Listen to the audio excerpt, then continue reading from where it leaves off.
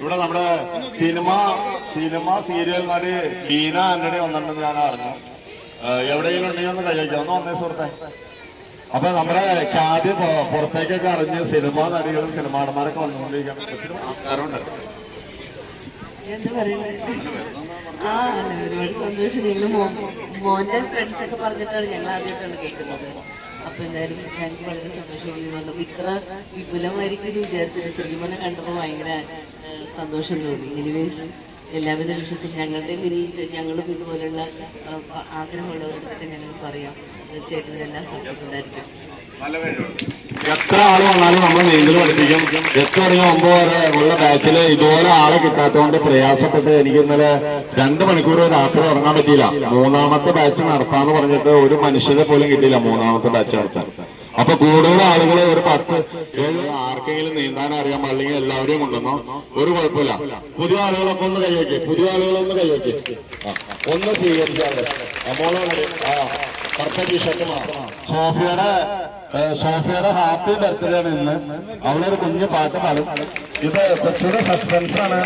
ഈ കൊച്ചിനടുത്ത് പറഞ്ഞു 2-3 ദിവസം മുമ്പ് അച്ഛനെ പറഞ്ഞു അവളുടെ ബർത്ത്ഡേ ഡേറ്റ് വെച്ചത്.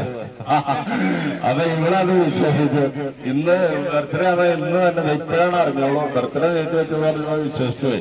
അതൊന്ന് പരിചയപ്പെട്ട് ഒരു വരി പാട്ട് പാടി.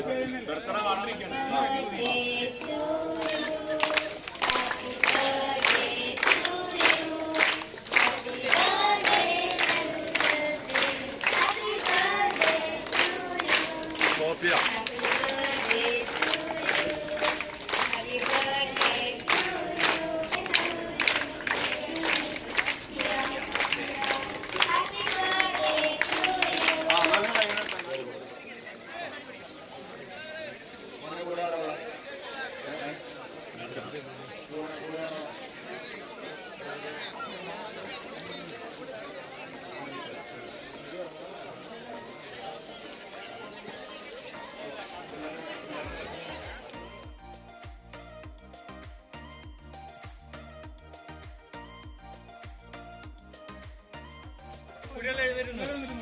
കഴിഞ്ഞ വർഷം പകുതി പഠിക്കുന്ന തിരിച്ചു വന്നവരാരെങ്കിലും ഉണ്ടോ? ഒന്ന് കൈ നോക്കാവോ?